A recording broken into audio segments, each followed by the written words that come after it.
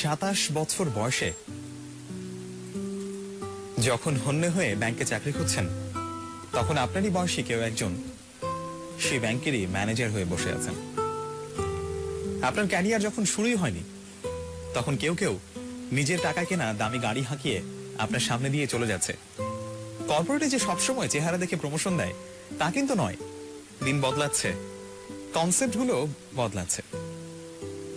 শুধু বেতন পাওয়ার জন্য কাজ করে গেলে শুধু বেতনই পাবেন। কথা হলো কেন এমন হয়? প্রথমেই আসে পরিশ্রমের ব্যাপারটা। ঘুমানোর আনন্দ আর ভোর দেখার আনন্দ একসাথে পাওয়া যায় না।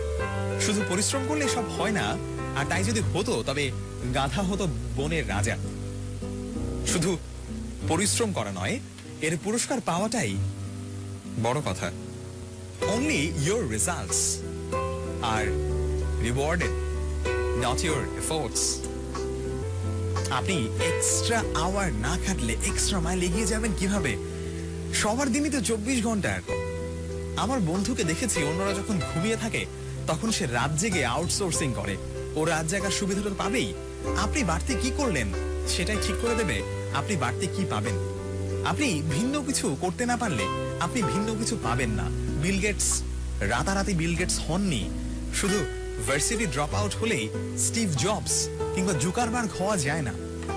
আমার মতো অনার্সে 2.74 সিজিপিএ পেলেই বিসিএস আর আইবিএ ভর্তি পরীক্ষায় ফার্স্ট হওয়া যাবে না। অল আউটলায়ার্স বইটি পড়ে দেখুন। বড় মানুষের বড় প্রস্তুতি থাকে।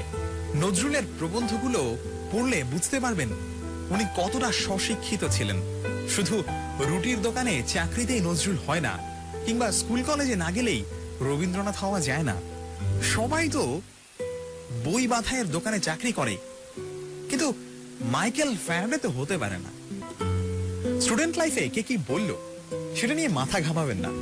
আমাদের ব্যাচে যে ছেলেটা প্রোগ্রামিং করতেই পারতো না, সে এখন একটা সফটওয়্যার ফার্মের মালিক। যাকে নিয়ে কেউ কোনোদিন স্বপ্ন দেখেনি, সে এখন হাজার হাজার মানুষকে স্বপ্ন দেখতে শেখায়। সব পরীক্ষায় মহা উৎসাহে ফেল করা ছেলেটি এখন একজন সফল ব্যবসায়ী। আপনি কি পারেন কি পারেন না এটা অন্য কাউকে ঠিক করে দিতে দেবেন না। পাবলিক ভার্সিটিতে চান্স পাননি, প্রাইভেটে পড়ছেন কিংবা ন্যাশনাল ভার্সিটিতে, সবাই বলছে আপনার লাইফটা শেষ। আমি বলি, আরে আপনার লাইফ তো এখনই শুরু। আপনি কত দূর যাবেন এটা ঠিক করে দেয়ার অন্যরা কে? লাইফটা কি ওদের নাকি? আপনাকে ডাক্তার ইঞ্জিনিয়ার হতেই হবে কেন? কিংবা ডাক্তারি পাশ করে কেন ডাক্তারি করতে হবে? আমার পরিচিত এক ডাক্তার ফটোগ্রাফি করে মাসে আয় করেন 6 থেকে 7 লাখ টাকা। যেখানেই পড়াশোনা করুন না কেন, আপনার এগিয়ে যাওয়া নির্ভর করে আপনার নিজের উপর। শুধু ওই oh shit sorry baby chatting dating দিয়ে চলবে না।